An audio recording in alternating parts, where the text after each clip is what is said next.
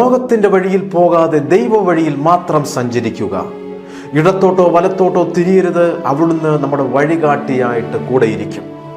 നാം ഇതുവരെ ദൈവത്തെ അറിഞ്ഞതിനേക്കാൾ കൂടുതലായിട്ട് തന്നെ നമുക്ക് വെളിപ്പെടുത്തി തരിക തന്നെ ചെയ്യും. ദൈവിക ഭണ്ഡാരത്തിൽ ഒരു കുറവും ഉണ്ടാകുകയില്ല എന്ന് നാം അറിയും. ആയതിനാൽ നാം അടങ്ങിയിരിക്കരുത്, ഇറങ്ങി പുറപ്പെടുക. നാം കണ്ടിട്ടില്ലാത്ത ഉയരത്തിലേക്ക് നാം കയറും. അങ്ങനെ ദൈവപ്രവൃത്തി നമ്മിൽ നിറവേറുമ്പോൾ നാം ഏറെ സന്തോഷിക്കും. ലോകത്തിൻ്റെ നാനാഭാഗത്തിരുന്നു കൊണ്ട് അനവധി മീഡിയയിലൂടെ ഞങ്ങളെ കണ്ടുകൊണ്ടിരിക്കുന്ന, ശ്രദ്ധിച്ചുകൊണ്ടിരിക്കുന്ന ഞങ്ങളുടെ എല്ലാ മാന്യ പ്രേക്ഷകരെയും ഓർത്ത് ദൈവത്തെ സ്തുതിക്കുകയാണ്. ഫേസ്ബുക്ക് പേജിനകത്തൂടെയും യൂട്യൂബ് ചാനലിലൂടെയും മറ്റു മീഡിയയിലൂടെയൊക്കെ ഞങ്ങളെ കാണുന്ന, ശ്രദ്ധിച്ചുകൊണ്ടിരിക്കുന്ന ഏവർക്കായി ദൈവത്തെ സ്തുതിക്കുന്നു. നിശ്ചയമായിട്ടും സ്വർഗസ്ഥനായ ദൈവം നിങ്ങളോട് ഹൃദ്യമായി സംസാരിക്കാൻ പോകുകയാണ്, കരുണ കാണിക്കാനായിട്ട് പോകുകയാണ്. ഇന്ന് തിരുവനന്തപുരത്ത് മലയിൻ കീഴായിരിക്കുന്ന ഒരു പ്രിയ ഭവനത്തെ നമ്മൾ ബ്ലസ് ചെയ്ത് പ്രാർത്ഥിക്കാൻ പോകുന്നു. ഈ ലൈവ് പ്രോഗ്രാം ഇവിടെ നടന്നുകൊണ്ടിരിക്കുമ്പോൾ തന്നെ ചില പ്രാർത്ഥനാ വിഷയങ്ങൾ അറിയിച്ചിരിക്കുകയാണ്. പ്രത്യേകിച്ച് മലയിൻ കീഴായിരിക്കുന്ന മീന സിസ്റ്ററും കുടുംബത്തെയും ഒക്കെ ഓർത്ത് ദൈവത്തെ സ്തുതിക്കുകയാണ്. ബ്രദർ സുരേഷിനായിട്ട് ഞാൻ പ്രത്യേകം ഈ അവസരത്തിൽ പ്രാർത്ഥിക്കുന്നു. സിസ്റ്റർ രാധികയ്ക്കായിട്ട് ഞാൻ പ്രാർത്ഥിക്കുന്നു. ആദിമോന് വേണ്ടി ഞാൻ പ്രാർത്ഥിക്കുകയാണ്. കാർത്തിക മകൾക്ക് വേണ്ടി പ്രാർത്ഥിക്കുന്നു.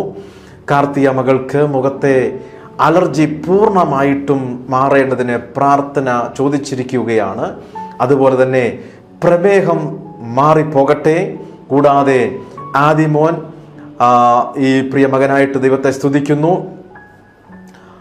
പഠനത്തിൽ ഉന്നത വിജയമുണ്ടാകേണ്ടതിന് ഞാൻ പ്രാർത്ഥിക്കുകയാണ്. അതുപോലെ തന്നെ ഒരു നല്ല ഭവനം ഈ കുടുംബത്തിന് ഉണ്ടായി വരട്ടെ എന്ന് ഞാൻ പ്രാർത്ഥിക്കുന്നു.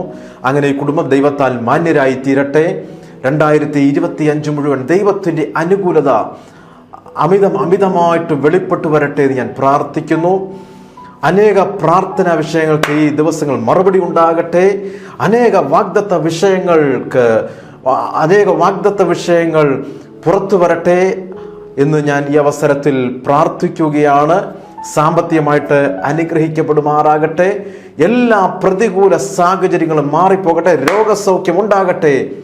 ഈ കുടുംബത്തെ നമ്മൾ അനുഗ്രഹിച്ച് പ്രാർത്ഥിക്കാൻ പോകുന്നു. പരിശുദ്ധ ദൈവമേ, ഞങ്ങൾ ഒരുമിച്ച് മലയിൻ കീഴായിരിക്കുന്ന മീന സിസ്റ്ററും കുടുംബത്തെയും നന്ദിയോടെ ഓർക്കുകയാണ്. സുരേഷ് ബ്രദറിന് വേണ്ടി ഞാൻ പ്രാർത്ഥിക്കുന്നു. സിസ്റ്റർ രാധികയ്ക്കാണ്ട് പ്രാർത്ഥിക്കുന്നു. ആദിമോന് വേണ്ടി കാർത്തിക മൂക്കായിട്ട് പ്രാർത്ഥിക്കുന്നു.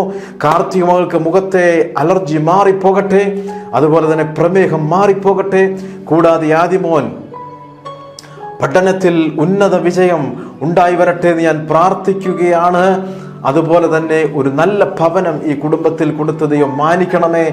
അങ്ങനെ ഈ കുടുംബം ദൈവത്താൽ മാന്യരായി തീരട്ടെ. 2025 മുഴുവൻ ദൈവത്തിൻ്റെ അനുകൂലത അമിതമായിട്ട് വെളിപ്പെട്ടു വരട്ടെ. അനേക പ്രാർത്ഥനാ വിഷയങ്ങൾ മറുപടി ഉണ്ടാകട്ടെ. അനേക വാഗ്ദത്ത വിഷയങ്ങൾക്ക് മറുപടി ഉണ്ടാകട്ടെ എന്ന് ഞാൻ പ്രാർത്ഥിക്കുന്നു. സാമ്പത്തികമായിട്ട് അനുഗ്രഹിക്കപ്പെടട്ടെ. എല്ലാ പ്രതികൂല സാഹചര്യങ്ങളും മാറട്ടെ. രോഗസൗഖ്യമുണ്ടാകട്ടെ. പിതാവിൻ്റെയും പുത്രൻ്റെയും പരിശുദ്ധാത്മാവിൻ്റെ നാമത്തിൽ മലയിൻ കീഴായിരിക്കുന്ന കുടുംബത്തെ ഞാൻ ബ്ലസ് ചെയ്ത് പ്രാർത്ഥിക്കുന്നു.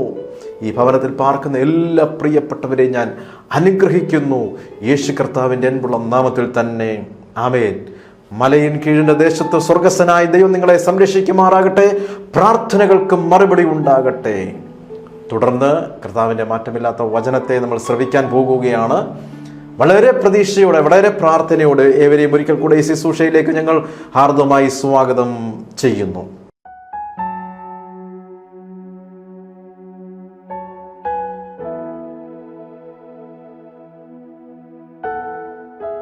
പ്രിയ സഹോദരങ്ങളെ, നിങ്ങളുടെ നടുവിൽ കർത്താവിൻ്റെ മാറ്റമില്ലാത്ത വചനമായി ഓടിയെത്താൻ കഴിഞ്ഞതിൽ ദൈവത്തെ സ്തുതിക്കുന്നു. ഇന്ന് ഞങ്ങളുടെ സന്ദേശത്തിൻ്റെ ടൈറ്റിൽ എന്ന് പറയുന്നത് ഒന്നും നഷ്ടപ്പെടുത്തി കളയരുത്.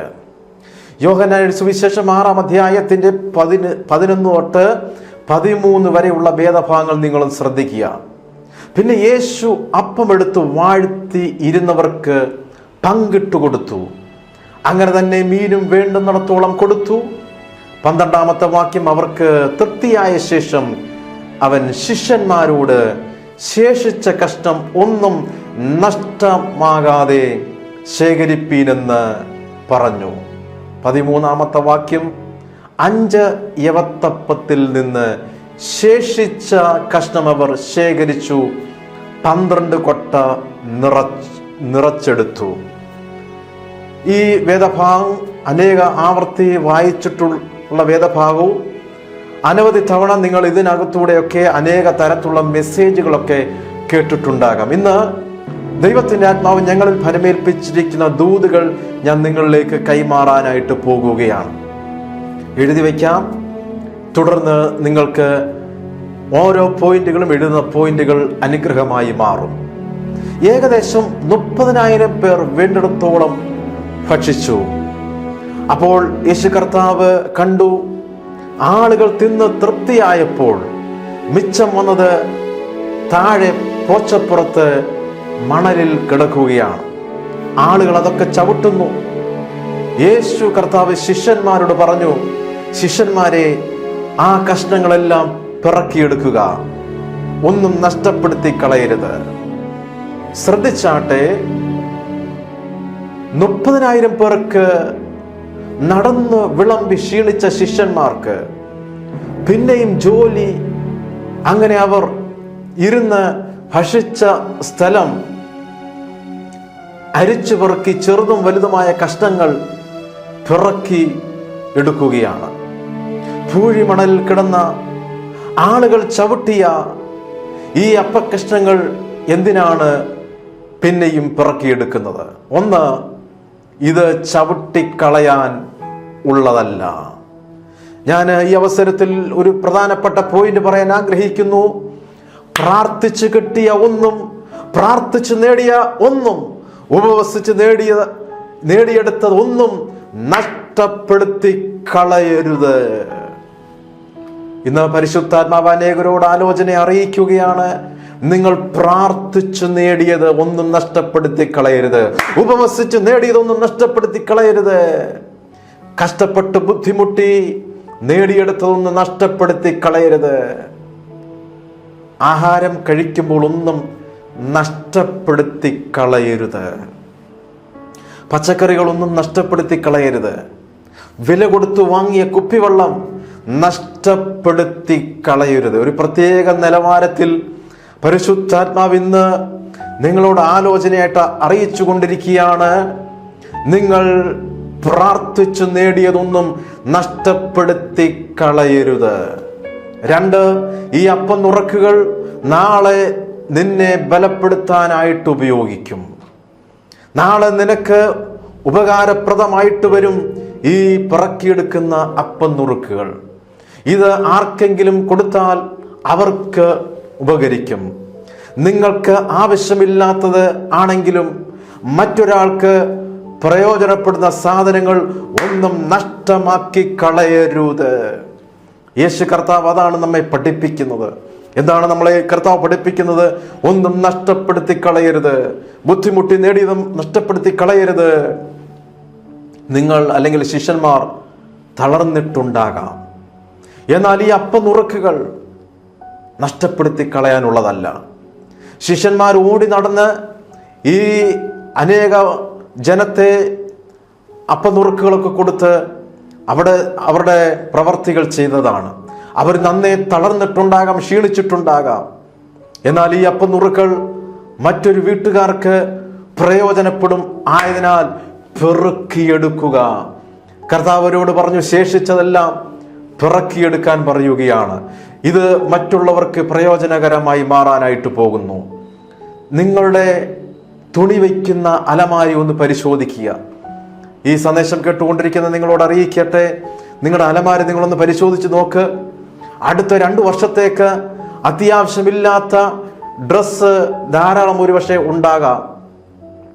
അത് ഉപകാരപ്പെടുന്ന ആർക്കെങ്കിലും നിങ്ങൾ കൊടുക്കുക. നിങ്ങളുടെ അലമാരി നിങ്ങളൊന്ന് പരിശോധിക്കണം. കഴിഞ്ഞ 2 വർഷമായിട്ട് നിങ്ങൾ ഉപയോഗിക്കാത്ത പല തരത്തിലുള്ള ഡ്രസ്സുകൾ ഉണ്ടാകാം. അത് ഉപകാരപ്പെടുന്ന ആർക്കെങ്കിലും എടുത്തു കൊടുക്കുക. അതുപോലെ തന്നെ വീട് മുഴുവൻ ഒന്ന് പരിശോധിച്ച് ഷർട്ട്, സാരി, ചെരുപ്പ്, പാൻസ്, കളിപ്പാട്ടം കഴിഞ്ഞ 5 വർഷത്തിൽ ഒരിക്കൽ പോലും ഉപയോഗിച്ചിട്ടില്ലാത്തത് എന്തെല്ലാം സാധനങ്ങൾ നിങ്ങൾക്ക് കാണാൻ കഴിയും. ഇവ പ്രയോജനപ്പെടുന്ന ആർക്കെങ്കിലും കൊടുക്കുക. നിങ്ങളുടെ സഭയിൽ ഇത് പ്രയോജനപ്പെടുന്ന ആരെങ്കിലും കാണും, അവർക്ക് കൊടുക്കുക. നിങ്ങളുടെ ദേശത്തുണ്ടാകും, എന്തുകൊണ്ട് കൊടുത്തുകൂടാ? അമേരിക്കയിൽ പോയിട്ടുള്ളവർക്ക് അറിയാവുന്ന കാര്യമാണ് ഞാൻ ഇനി പറയാൻ പോകുന്നത്. വലിയ സഭകളിൽ വിശ്വാസികൾക്ക് ആവശ്യമില്ലാത്ത തുണികൾ, കളിപ്പാട്ടങ്ങൾ, ഫർണിച്ചറുകൾ ഈ വലിയ വലിയ സഭകളിൽ കൊണ്ട് അവിടെ പ്രാർത്ഥിക്കാൻ വരുന്നവർ അവിടെ കൊണ്ടുവരാറുണ്ട്. അങ്ങനെ ഇവിടെ കൊണ്ടെത്തിക്കും. ആവശ്യമില്ലാത്തത് നിക്ഷേപിക്കാനുള്ള വലിയ ഒരു സ്റ്റോറേജ് ബോക്സ് പള്ളിയുടെ മുമ്പിൽ വച്ചിട്ടുണ്ട്. അതിൽ പലരും കൊണ്ട് നിക്ഷേപിക്കുന്നു. അങ്ങനെ വോളണ്ടിയേഴ്സ് ഇവ വൃത്തിയാക്കി ഒരു മുറിയിൽ സേഫായിട്ട് തൂക്കിയിടുകയാണ്. സാമ്പത്തികമായിട്ട് ഞെരുക്കം അനുഭവിക്കുന്നവർ, ബുദ്ധിമുട്ടുന്നവർ, ഒരു ഷർട്ട് മേടിക്കാൻ ബുദ്ധിമുട്ടുന്നവര്, ഫർണിച്ചർ മേടിക്കാൻ ബുദ്ധിമുട്ടുന്നവര് അവിടെ ചെന്നിട്ട് അവർക്ക് ആവശ്യമുള്ളത് എടുക്കുന്നു. ഇതേപോലെ തന്നെ ആഹാര സാധനങ്ങൾ നിക്ഷേപിക്കാനുള്ള പെട്ടികളും ഈ പള്ളിയുടെ പുറത്തു ഉണ്ട്. ആ മുറിയിൽ കൊണ്ടുവയ്ക്കും. ആൾക്കാരുടെ കൃഷിസ്ഥലത്തുണ്ടാകുന്ന പച്ചക്കറികൾ, പശുവുള്ളവർ പാല് എന്നിവ എല്ലാം ഇവിടെ നിക്ഷേപിക്കുന്നു. ഇവ പണം കൊടുത്തു വാങ്ങുവാൻ നിവൃത്തിയില്ലാത്തവർക്ക് ഇവിടെ നിന്നും ആവശ്യമുള്ളത് എടുത്തുകൊണ്ട് പോകാം. എന്നാൽ ചില വോളണ്ടിയേഴ്സ്മാര് ഇവ കൊണ്ടുപോയിട്ട് അവിടെ വരാത്ത ദരിദ്രർക്ക്, വൃദ്ധർക്ക് കൊണ്ട് കൊടുക്കുന്നു. ഇത് മേടിക്കാൻ നിവൃത്തിയില്ലാത്തവർക്ക് കൊണ്ട് കൊടുക്കുന്നു. അമേരിക്കയിൽ നടക്കുന്ന ഒരു സിസ്റ്റമാണ് ഞാൻ പറഞ്ഞത്. ഇത് പലർക്കും അറിവുള്ള കാര്യമായിരിക്കാം. ഓർക്ക പ്രിയരെ, നമുക്ക് ആവശ്യമില്ലാത്തത് മറ്റൊരാളിന് ആവശ്യമാണ്. നമുക്ക് ആവശ്യമില്ലാതെ അലമാരിയുടെ ഒരു മൂലയിലിരിക്കുന്ന ഒരു ഡ്രസ്സ് മറ്റൊരാൾക്ക് ആവശ്യമാകുന്നു. ഇന്ന് ഈ സന്ദേശം വിദേശ രാജ്യത്തിരുന്ന് കേൾക്കുന്നവരുണ്ട്, മറ്റു പല ഭാഗത്തും ഇരുന്ന് കേൾക്കുന്നവരുണ്ട്. നിങ്ങളോട് അറിയിക്കട്ടെ, നിങ്ങൾക്ക് ആവശ്യമില്ലാതെ മടക്കി വച്ചിരിക്കുന്ന തുണിത്തരങ്ങൾ എന്തുമായിക്കൊള്ളട്ടെ, അത് മറ്റൊരാൾക്ക് ആവശ്യമാണ്. അതിന് ഏറ്റവും നല്ല ഉദാഹരണം യേശു കർത്താവിന് കല്ലറ കൊടുത്ത അരിമത്തിയിലെ യോസഫിന്റെ പ്രവൃത്തിയിലൂടെ നമുക്ക് കാണാൻ കഴിയും. തനിക്ക് ഉടനെ ആവശ്യമില്ലാത്ത, എന്നാൽ തനിക്ക് വേണ്ടി ഒരു പാറയിൽ വെട്ടിയെടുത്ത കല്ലറ യേശുവിനായിട്ട് കൊടുത്തു. ഒരു ഭാവന ഞാൻ പറയട്ടെ. ആരെങ്കിലും യോസഫിനോട് ഇത്ര വിശേഷപ്പെട്ട നിനക്കായിട്ട് മാത്രം നീ വെട്ടി ഉണ്ടാക്കിയ കല്ലറ യേശു കർത്താവിനായിട്ട് എന്തുകൊണ്ട് കൊടുത്തു എന്ന് ചോദിച്ചാൽ യോസഫ് ഇങ്ങനെ പറയാനേ സാധ്യതയുള്ളൂ. യോസഫ് ഇപ്രകാരം മറുപടി പറയാനേ സാധ്യതയുള്ളൂ. 3 ദിവസത്തേക്ക് കടം കൊടുത്തതല്ലേ, ഞായറാഴ്ച രാവിലെ തിരികെ കിട്ടും. ഞാൻ നിങ്ങളോട് സ്നേഹപൂർവ്വം അറിയിക്കട്ടെ, ഒരു പ്രശ്നമുണ്ടാകുമ്പോൾ ഒരു യഥാർത്ഥ വിശ്വാസി ആ പ്രശ്നത്തിന് പരിഹാരമാകുവാൻ നോക്കണം. സഹോദരങ്ങളെ, ലോകത്തിൻ്റെ പ്രശ്നത്തിന് പരിഹാരം വരുത്താൻ വേണ്ടിയിട്ടാണ് ദൈവം നമ്മളെ ആക്കി വച്ചിരിക്കുന്നത്.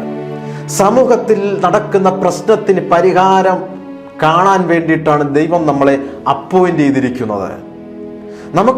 നമുക്ക് വേണ്ടി, നമ്മുടെ കുടുംബത്തിന് വേണ്ടി മാത്രം ജീവിച്ച് മുന്നോട്ട് പോകാനായിട്ട് വേണ്ടിയിട്ട് മാത്രമല്ല, രക്ഷിക്കപ്പെട്ട് സ്നാനപ്പെട്ട് ദൈവകൃപയിലായിരിക്കുന്ന കർത്താവിൻ്റെ ശിഷ്യന്മാരായിരിക്കുന്ന ഏവർക്കുമുള്ള ചുമതലയാണ് സമൂഹത്തിൽ നടക്കുന്ന പ്രശ്നത്തിന് പരിഹാരമായിട്ടും നിങ്ങൾ മാറണം. യേശു കർത്താവ് അരിമത്തിയിലെ യോസഫിന്റെ കല്ലറ 3 ദിവസത്തേക്ക് കടം വാങ്ങി. എന്നാൽ അവൻ എന്നെയും നിങ്ങളെയും വിലയ്ക്ക് വാങ്ങി തൻ്റെ മകളാക്കി മാറ്റി. ഞാൻ നിങ്ങളോട് അറിയിക്കട്ടെ, ഒന്നും നഷ്ടപ്പെടുത്താതെ സൂക്ഷിക്കണം. ഇന്നത്തെ ഞങ്ങളുടെ സന്ദേശത്തിന്റെ മെയിൻ കാതലായിട്ടുള്ള വിഷയം അത് തന്നെയാണ്. ഒന്നും നഷ്ടപ്പെടുത്തി കളയരുത്. അധ്വാനിച്ചു നേടിയത് നഷ്ടപ്പെടുത്തി കളയരുത്.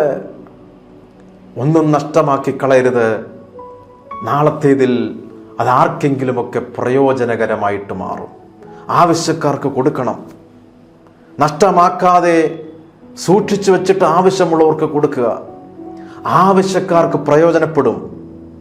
ഞാൻ നിങ്ങളോട് അറിയിക്കട്ടെ, നിങ്ങളുടെ കൈത്താങ്ങലുകൾ ഒരാളുടെ ജീവിതം തന്നെ മാറ്റിമറിച്ചേക്കാം. നിങ്ങളുടെ സ്നേഹപരമായ ഇടപെടലുകൾ നിമിത്തമായിട്ട് മറ്റൊരാളുടെ ജീവിതം മാറ്റിമറിച്ചേക്കാം. നിങ്ങളുടെ കൈത്താങ്ങലുകൾ മറ്റൊരാളുടെ ജീവിതം, ചരിത്രം തന്നെ മാറ്റിമറിച്ചേക്കാം. നിങ്ങൾ സ്നേഹപൂർവ്വം ഒരാളോട് ഇടപെടുമ്പോൾ ഒരാളുടെ ഉള്ളിൽ കിടക്കുന്ന അനേക ടാലന്റുകൾ പുറത്തു വരും. മറ്റൊരാളുടെ ജീവിതം ശോഭനമായി മാറും. ഒരാളുടെ ജീവിതം നിങ്ങൾ നിമിത്തമായിട്ട് ഉയർന്നു വരാനായിട്ടിടയായിത്തീരണം. യേശു കർത്താവിൻ്റെ കരത്തിലൂടെ കടന്നുപോയ അപ്പനുറുക്കുകൾ അനേകർക്ക് ആശ്വാസകരമായി തീർന്നു. യെസ്, എൻ്റെ ദൈവം വർദ്ധിപ്പിക്കുന്നവനാണെന്ന് ഈ അവസരത്തിൽ അറിയിക്കട്ടെ. എൻ്റെ ദൈവം പ്രശ്നത്തിന് പരിഹാരം വരുത്തുന്നവനാണ്. എൻ്റെ ദൈവം ആവശ്യത്തിൽ ഇരിക്കുന്നവനെ കൈവിടാത്തവനാണ്. എൻ്റെ ദൈവം ഭൗതിക ആവശ്യത്തിൽ കൂട്ടായ്മ കാണിക്കുന്ന ദൈവമാണെന്നറിയുക. നമ്മുടെ ദൈവം ആരാന്നറിയാമോ? നമ്മുടെ ദൈവം വിശാലത വരുത്തുന്നവനാണ്. നമ്മുടെ ദൈവം നമ്മളെ തൃപ്തനാക്കി നടത്തുന്നവനാണ്. എൻ്റെ ദൈവം അനുഗ്രഹിക്കാൻ തുടങ്ങിയാൽ അതിന് അതിർവരമ്പുകൾ ഉണ്ടായിരിക്കുകയില്ല. ഈ നേരത്ത് ഞാൻ നിങ്ങളോട് ചോദിക്കട്ടെ, നിങ്ങളുടെ പക്കൽ എന്താണുള്ളത്? നിങ്ങളുടെ പക്കൽ എന്താണുള്ളത്? അത് കർത്താവിൻ്റെ കരങ്ങളിൽ കൊടുക്കുക. കർത്താവിൻ്റെ കരത്തിലൂടെ കയറി ഇറങ്ങിപ്പോയിട്ടുള്ളതെല്ലാം വർധനവിലേക്ക് മാത്രമേ വന്നിട്ടുള്ളൂ. ചെറിയ സാമ്പത്തികം, ചെറിയ നന്മകൾ കർത്താവിൻ്റെ കരങ്ങളിൽ കൊടുക്കുക. നിങ്ങൾ മാക്സിമം, നിങ്ങളുടെ പരമാവധി നിങ്ങൾ ഉയർന്നു വരുവാൻ ശ്രമിച്ചു, പക്ഷെ നടന്നില്ല. എന്നാൽ ആ വിഷയങ്ങളെല്ലാം യേശു ക്രിസ്തുവിൻ്റെ കരങ്ങളിൽ കൊടുക്കുക. അവൻ്റെ കയ്യിലൂടെ കയറി ഇറങ്ങി പോകട്ടെ. അവൻ്റെ കയ്യിലൂടെ കയറി ഇറങ്ങി പോകാനായിട്ട് അനുവദിക്കുക. അത് വർധനവിലേക്ക് വരും. നിങ്ങളുടെ പക്കൽ എന്താണുള്ളത്? ശീമോൻ പത്രോസും ദിദിമോസ് എന്ന തോമസും ഗലീലിലുള്ള കാനായിലെ നഥനയേലും സബദി മക്കളും അവൻ്റെ ശിഷ്യന്മാരിൽ വേറെ 2 പേരും ഒരുമിച്ച് കൂടിയിരുന്നു. ശീമോൻ പത്രോസ് അവരോട്, ഞാൻ മീൻ പിടിക്കാൻ പോകുന്നു എന്ന് പറഞ്ഞു. ഞങ്ങളും പോരുന്നു എന്ന് അവർ പറഞ്ഞു. അവർ പുറപ്പെട്ട് പടക് കയറിപ്പോയി. ആ രാത്രിയിൽ ഒന്നും പിടിച്ചില്ല. പുലർച്ചെയായപ്പോൾ യേശു കരയിൽ നിന്ന് യേശു ആകുന്നു എന്ന് ശിഷ്യന്മാർ അറിഞ്ഞില്ല. യേശു അവരോട്, കുഞ്ഞുങ്ങളെ കൂട്ടുവാൻ വല്ലതും ഉണ്ടോ എന്ന് ചോദിച്ചു. യേശു കർത്താവ് ഈ ശിഷ്യന്മാരോടും മീൻ പിടിക്കുന്ന ജോലിയിൽ നിന്ന് വിടുവിച്ച് മനുഷ്യരെ പിടിക്കുന്നവരാക്കിയതാണ് ഒരു സമയത്ത്. ഇവിടെ 7 പേര് വള്ളവും വലയും എടുത്ത് പഴയ പണിക്ക് പോകുന്നു. അങ്ങനെ കരയിൽ അവരെ കാത്തുന്ന യേശു അടുത്തു വന്ന് വള്ളത്തിൽ ഇരുന്ന പിന്മാറ്റക്കാരോട് ചോദിക്കുകയാണ്, കൂട്ടുവാൻ വല്ലതുമുണ്ടോ? അതായത് യേശു കർത്താവിന് നമ്മോട് പറയാനായിട്ടുള്ളത്, നമ്മുടെ വള്ളത്തിൽ വലയിൽ ഇപ്പോൾ പിടിച്ച മീൻ ഉണ്ടായിരിക്കണം. ഒരു 10 വർഷത്തെ മുമ്പത്തെ കഥയല്ല പറയണ്ടേ. 5 വർഷത്തിന് മുമ്പേ ഒരു പക്ഷേ കർത്താവിന് വേണ്ടി പ്രയോജനപ്പെട്ടിട്ടുണ്ടാകാം. 10 വർഷത്തിന് മുന്നേ പ്രയോജനപ്പെട്ടിട്ടുണ്ടാകാം. 15 വർഷം 20 വർഷത്തിന് മുന്നേ പ്രയോജനപ്പെട്ടിട്ടുണ്ടാകാം. രക്ഷിക്കപ്പെട്ട സമയത്ത്, തീരുമാനങ്ങൾ എടുത്ത സമയത്ത് പ്രയോജനപ്പെട്ടിട്ടുണ്ടാകാം. എന്നാൽ ഇന്ന് നിങ്ങളുടെ അവസ്ഥ എങ്ങനെയായിരിക്കുന്നു? ഇപ്പോഴെന്താണ് നിങ്ങളുടെ കരത്തിലുള്ളത്? നിങ്ങളുടെ വള്ളത്തിൽ വലയിൽ ഇപ്പോൾ പിടിച്ച മീനുണ്ടോ? മീനുണ്ടായിരിക്കണം. നാം ആയിരിക്കുന്ന ദേശത്ത് മീൻ പിടിക്കണം എന്ന് പറഞ്ഞാൽ ആത്മാക്കളെ നേടണം. അങ്ങനെ ദൈവരാജ്യം വിശാലമാക്കണം. വിശ്വാസത്തിൽ വന്ന് ദൈവവേലയിലൊക്കെ ആയിട്ട് വളരെ പിന്നത്തേതിൽ മുരടിച്ചു പോയ ചില സഹോദരന്മാർ ഈ സന്ദേശം കേട്ടുകൊണ്ടിരിക്കുകയാണ്. മുരടിച്ചു പോകരുത്, എഴുന്നേൽക്കുക. ഇനിയും ദീർഘദൂരം യാത്ര ചെയ്യാനായിട്ടുണ്ട്. ഇനി കർത്താവിന് വേണ്ടി വളരെ വളരെ പ്രയോജനപ്പെടാനായിട്ടുണ്ട്. ആത്മാക്കളെ നേടണം. ദൈവരാജ്യം വിശാലമാകണം. തീരുമാനങ്ങൾ എടുക്കാൻ കഴിയുമോ? ഇപ്പോൾ നിങ്ങളുടെ കരത്തിൽ എന്താണുള്ളത്? യേശുവിൻ്റെ കരത്തിലേക്ക് നിങ്ങളുടെ കയ്യിലുള്ളതിനെ ഏൽപ്പിച്ചു കൊടുക്കുക. അവിടുന്ന് അതിനെ വർദ്ധിപ്പിക്കട്ടെ. അവിടുന്ന് അതിനെ വർദ്ധിപ്പിച്ച് വിശാലതയിലേക്ക് വരുത്തട്ടെ. യേശു കർത്താവിനെ വർദ്ധിപ്പിക്കാൻ കഴിയും. യേശു കർത്താവിനെ അനുഗ്രഹിക്കാൻ കഴിയും. യേശു കർത്താവിനെ വിശാലതയിലേക്ക് നിങ്ങളെ കൊണ്ടുവരാൻ കഴിയും. യേശു കർത്താവിന് നിങ്ങളുടെ ചരിത്രത്തെ മാറ്റാൻ കഴിയും. മനുഷ്യരെ പിടിക്കുന്നവരാക്കി നിങ്ങളുടെ ചരിത്രത്തെ തിരുത്തി എഴുതാൻ യേശു കർത്താവിന് കഴിയും. അവൻ്റെ കരങ്ങളിൽ കൊടുക്കുക. അത്യുന്നതനും മഹാനും ഭയങ്കരനുമായിരിക്കുന്ന കർത്താവിൻ്റെ കരങ്ങളിൽ നിങ്ങളുടെ ജീവിതത്തെ പരമേൽപ്പിച്ചു കൊടുക്കുമ്പോൾ അവിടുന്ന് സകലതും നന്നായി ചെയ്യും എന്നറിയുക. സഹോദരങ്ങളെ, നിങ്ങൾ വളരെ നിരാശയിലാണോ ഈ സന്ദേശം കേട്ടുകൊണ്ടിരിക്കുന്നത്? വളരെ പ്രതികൂലത്തിലാണോ ഈ സന്ദേശം കേട്ടുകൊണ്ടിരിക്കുന്നത്? ഇനി ഒരു ചുവട് പോലും മുൻപോട്ട് വയ്ക്കാൻ കഴിയത്തില്ല എന്നുള്ള ചിന്താഗതിയോടുകൂടിയാണോ ഈ സന്ദേശം കേട്ടുകൊണ്ടിരിക്കുന്നത്? നിങ്ങളോട് പരിശുദ്ധാത്മാവ് ഇടപെടുന്നു. നിങ്ങളുടെ പക്കൽ എന്താണുള്ളത്? നിങ്ങളുടെ കരത്തിൽ എന്താണുള്ളത്? നിങ്ങളുടെ കരത്തിലുള്ളത് കർത്താവിൻ്റെ കരങ്ങളിൽ കൊടുക്കുക. അവന് അതിന് വർദ്ധിപ്പിച്ച് വിശാലതയിലേക്ക് വരുത്താൻ കഴിയും. യേശു കർത്താവിൻ്റെ കരത്തിലൂടെ അപ്പനുറുക്കുകൾ കയറിപ്പോയപ്പോൾ ആയിരക്കണക്കിന് പതിനായിരക്കണക്കിന് ജനങ്ങൾക്കാണ് അത് അനുഗ്രഹമായി മാറിയത്. യേശു കർത്താവിൻ്റെ കരത്തിലൂടെ കയറി ഇറങ്ങിപ്പോയിട്ടുള്ളതെല്ലാം അനുഗ്രഹമായി മാറിയിട്ടുണ്ട്. യേശു കർത്താവ് തൊട്ടാൽ സൗഖ്യം ഉണ്ടാകും. യേശു കർത്താവ് എന്തിനെങ്കിലും തൊട്ടാൽ, അവൻ്റെ കരത്തിലൂടെ എന്തെങ്കിലും കയറി ഇറങ്ങിപ്പോയാൽ അതിന് വർധനവാണ്, ജീവൻ വന്നിട്ടുണ്ട്. ഇന്ന് നിങ്ങളുടെ കയ്യിലിരിക്കുന്ന ശൂന്യമായ പേഴ്സ് കർത്താവിൻ്റെ കരങ്ങൾ കൊടുക്കുക. ആ ഇരുളടഞ്ഞു പോയ അനുഭവത്തെ യേശുവിൻ്റെ കരങ്ങളിൽ കൊടുക്കുക. അവൻ വർദ്ധിപ്പിച്ച് നൽകിത്തരും. ഞാൻ നിങ്ങൾക്ക് വേണ്ടി പ്രാർത്ഥിക്കാനായിട്ട് പോവുകയാണ്. വിവിധ തരത്തിൽ ഭാരപ്പെടുന്നവർ, പ്രയാസപ്പെടുന്നവർ, നീറി കഴിയുന്നവരൊക്കെ ഈ സന്ദേശം കേട്ടുകൊണ്ടിരിക്കുകയാണ്. നിങ്ങളുടെ ആവശ്യങ്ങൾ എന്താണ്? എൻ്റെ കരത്തിൽ ഒന്നുമില്ല, അല്ലെങ്കിൽ എൻ്റെ കരം ശൂന്യമാ, എനിക്കൊന്നും കർത്താവിൻ്റെ കരങ്ങൾ കൊടുക്കാനായിട്ടില്ല എന്ന് ഒക്കെ പറയുന്നവരുണ്ടാകാം. എന്തു തന്നെയും ആയിക്കൊള്ളട്ടെ, നിങ്ങളുടെ ഇപ്പോഴത്തെ അവസ്ഥ കർത്താവിൻ്റെ കരങ്ങളിൽ കൊടുക്കുക. നിങ്ങളുടെ സമയങ്ങൾ കർത്താവിന് വേണ്ടി വിട്ടുകൊടുക്കുക. നിങ്ങളുടെ പ്രശ്നത്തെ യേശുവിൻ്റെ കരങ്ങളിൽ ഏൽപ്പിക്കുക. അവനത് ഹാൻഡിൽ ചെയ്യാനിടയായിത്തീരും. നിങ്ങളുടെ പ്രശ്നങ്ങളെല്ലാം നിങ്ങൾ മനുഷ്യർക്ക് അല്ലെങ്കിൽ നിങ്ങളുടെ വേണ്ടപ്പെട്ടവരുടെ കരങ്ങളിൽ കൊടുത്തതാണ്. അവിടെയൊന്നും നിങ്ങൾക്കൊരു മോചനം ശരിക്കും പറഞ്ഞു കഴിഞ്ഞാൽ നിങ്ങൾക്ക് കാണാൻ കഴിഞ്ഞില്ല. എന്നാൽ നിങ്ങളുടെ പ്രശ്നങ്ങൾ വാസ്തവത്തിൽ അവൻ്റെ കരങ്ങളിൽ കൊടുക്കുക. നിങ്ങളെ സൃഷ്ടിച്ചവൻ, നിങ്ങളെ നിർമ്മിച്ചവൻ, നിങ്ങളെ ഉരുവാക്കിയവൻ, നിങ്ങളെ നാളത്തേതിൽ നിങ്ങൾക്ക് വേണ്ടിയിട്ട് ഭാവിയെ തയ്യാറാക്കുന്നവരുടെ കരങ്ങളിൽ നിങ്ങളുടെ ജീവിതത്തെ ഏൽപ്പിച്ചു കൊടുക്കുക. അവിടുന്ന് നിങ്ങളുടെ ജീവിതത്തെ ശോഭനമാക്കി മോടി പിടിപ്പിക്കാൻ കഴിയും.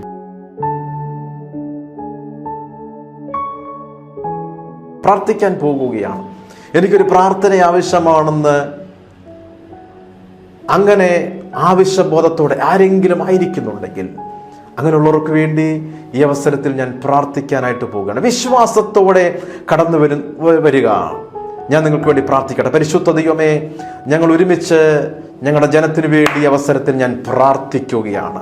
പ്രതികൂല സാഹചര്യത്തിൽ ഇരുന്നു കൊണ്ട് ഞങ്ങളെ ലോകത്തിന് നാനാഭാഗത്ത് ഇരുന്ന് വീക്ഷിക്കുന്ന ധാരാളം പേർക്കായി ഞാൻ പ്രാർത്ഥിക്കുന്നു. അമേരിക്കയുടെ ദേശത്ത്, ഓസ്ട്രേലിയയുടെ ദേശത്ത്, ന്യൂസിലൻഡിന്റെ ദേശത്ത് ഇരുന്നു കൊണ്ട്, അതുപോലെ തന്നെ മറ്റ് പല ദേശങ്ങളിൽ ഇരുന്നു കൊണ്ട് ഞങ്ങളെ ശ്രദ്ധിച്ചു കൊണ്ടിരിക്കുന്ന അനേകർക്ക് വേണ്ടി ഞാൻ പ്രാർത്ഥിക്കുകയാണ്. യേശുവിൻ്റെ നാമത്തിൽ ഒരു ദൈവപ്രവൃത്തി ഞങ്ങളുടെ കുടുംബങ്ങളിൽ വെളിപ്പെട്ട് വരട്ടെ എന്ന് ഞാൻ പ്രാർത്ഥിക്കുന്നു. ആരാണ് ശ്വാസം മുട്ടൽ നിമിത്തമായിട്ട് പ്രയാസം അനുഭവിക്കുന്നത്?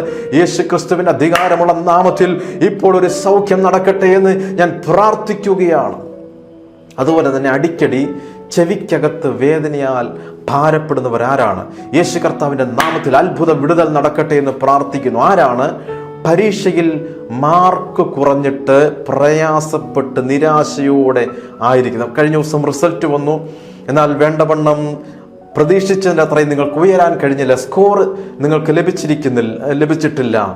ആ നിലയിൽ നിരാശപ്പെടാതെ അടുത്ത തവണ നല്ല ഒരു വിജയം ഉണ്ടാകുമെന്ന വിശ്വാസത്തോടുകൂടെ മുന്നേറാൻ ഇന്ന് അനേകരോട് പരിശുദ്ധാത്മാവ് ഇടപെട്ടുകൊണ്ടിരിക്കുകയാണ്.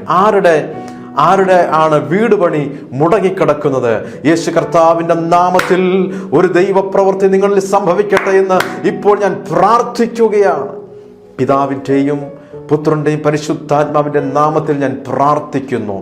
അനേക പ്രിയപ്പെട്ടവർക്ക് മുന്നേറി വരണമെന്ന് താല്പര്യമുണ്ട്, പക്ഷേ ആ നിലയിൽ മുന്നേറാൻ കഴിയുന്നില്ല. അങ്ങനെ ആയിരിക്കുന്നവർക്ക് വേണ്ടി ഞാൻ ഈ അവസരത്തിൽ ഞാൻ പ്രാർത്ഥിക്കുകയാണ്. വിദേശ രാജ്യത്തേക്ക് പോകാനായിട്ട് ചില നാളുകളായിട്ട് പരിശ്രമിച്ചു കൊണ്ടിരിക്കുന്ന ചില പ്രിയപ്പെട്ടവർ ഈ സന്ദേശം കേട്ടുകൊണ്ടിരിക്കുന്ന ഈ പ്രാർത്ഥനയിൽ പങ്കെടുത്തുകൊണ്ടിരിക്കുകയാണ്. ഈ മെയ് മാസം തീരുന്നതിന് മുന്നമേ നിനക്ക് വേണ്ടി കർത്താവ് ഒരത്ഭുതത്തെ ചെയ്യാനായിട്ട് പോകുന്നുവെന്ന് ദൈവത്തിൻ്റെ ആത്മാവ് ഇടപെട്ടുകൊണ്ടിരിക്കുകയാണ്. ആരാണ് ഈ ദിവസങ്ങളിൽ വിദേശ രാജ്യത്ത് പഠിക്കാനായിട്ട് പോകാനായിട്ട് താല്പര്യപ്പെട്ട് നിങ്ങൾ വേണ്ടപ്പെട്ടവർക്ക് സാമ്പത്തികമൊക്കെ കൊടുത്തു, പക്ഷെ ഇതുവരെയും നിങ്ങളുടെ പേപ്പർ വർക്കുകളൊന്നും നടക്കാതെ ചില മാസങ്ങളായിട്ട് ആ നിലയിൽ മുൻപോട്ട് പോയിക്കൊണ്ടിരിക്കുകയാണ്. യേശു ക്രിസ്തുവിൻ്റെ അധികാരമുള്ള നാമത്തിൽ ഈ ദിവസങ്ങളിൽ ഒരു ദൈവപ്രവൃത്തി നിങ്ങളുടെ വിഷയത്തിൽ വെളിപ്പെട്ട് വരാനായിട്ട് പോകുകയാണ്. അപ്പോൾ തന്നെ നിരന്തരമായിട്ട് ഹോസ്പിറ്റലുകൾ കയറിയിറങ്ങി സാമ്പത്തികം നഷ്ടപ്പെട്ടു പോയിക്കൊണ്ടിരിക്കുന്ന ചില കുടുംബങ്ങൾ ഞങ്ങളെ ശ്രദ്ധിച്ചു കൊണ്ടിരിക്കുന്നു. യേശുക്രിസ്തുവിന്റെ നാമത്തിൽ ആ പ്രതികൂലങ്ങൾ ഇപ്പോൾ നിങ്ങളുടെ ഭവനം വിട്ട് മാറിപ്പോകട്ടെ എന്ന് ഞാൻ പ്രാർത്ഥിക്കുകയാണ്. കുടുംബകലഹം ഒരു വിഷയം, ശരിക്കും പറഞ്ഞു കഴിഞ്ഞാൽ വിഷയങ്ങൾ ചെറിയ വിഷയങ്ങളാണ്. എന്നാൽ കുടുംബകലഹം നിമിത്തമായിട്ട് ഒരു നല്ല നിലയിൽ മുൻപോട്ട് പോകാൻ കഴിയാത്ത നിലയിലായിരിക്കുന്നവർ ഈ ശുശ്രൂഷയിൽ പങ്കെടുത്തുകൊണ്ടിരിക്കുകയാണ്.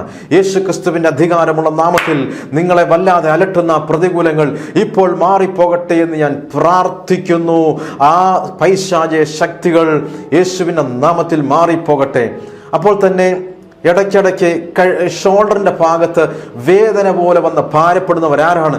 ഇപ്പോൾ യേശുക്രിസ്തുവിന്റെ അധികാരമുള്ള നാമത്തിൽ അത് മാറിപ്പോകട്ടെ എന്ന് ഞാൻ പ്രാർത്ഥിക്കുകയാണ്. നാളെക്കുറിച്ച് വളരെ ചിന്താകുലപ്പെട്ട് മുൻപോട്ട് നിരാശയോടെ പൊയ്ക്കൊണ്ടിരിക്കുന്നവർ, യേശുക്രിസ്തുവിന്റെ നാമത്തിൽ വലിയ പ്രതീക്ഷകൾ ഈ ദിവസങ്ങളിൽ നിങ്ങളുടെ ജീവിതത്തിൽ ഉണ്ടായി വരട്ടെ. പുതിയ വാതിൽ തുറന്നു വരട്ടെ ഞാൻ പ്രാർത്ഥിക്കുന്നു. പിതാവിൻ്റെയും പുത്രന്റെയും പരിശുദ്ധാത്മാവിന്റെ നാമത്തിൽ എല്ലാ ജനത്തെ ഞാൻ അനുഗ്രഹിച്ച് പ്രാർത്ഥിക്കുന്നു. യേശു കർത്താവിന്റെ അൻപുള്ള നാമത്തിൽ തന്നെ ആമേൻ. പ്രിയ സഹോദരി സഹോദരന്മാരെ, ഇന്നത്തെ എപ്പിസോഡ് നിങ്ങൾക്ക് വളരെ പ്രയോജനകരമായി എന്ന് വിശ്വസിക്കട്ടെ. അപ്പോൾ അടുത്ത ആഴ്ച ഇതേ സമയം വീണ്ടും കണ്ടുമുട്ടും വരെയും അത്യുന്നതിന്റെ ചിറകിൻ മറവിൽ സ്വർഗസ്ഥനായ ദൈവം നിങ്ങളെ സംരക്ഷിക്കുമാറാകട്ടെ. അപ്പോൾ തന്നെ നിങ്ങൾ കേട്ടുകൊണ്ടിരിക്കുന്ന ഈ സന്ദേശം അനേകർക്കൊന്ന് ഷെയർ ചെയ്ത് കൊടുക്കുക. ദൈവം ഏവരെയും സഹായിക്കുമാറാകട്ടെ. ആമേൻ.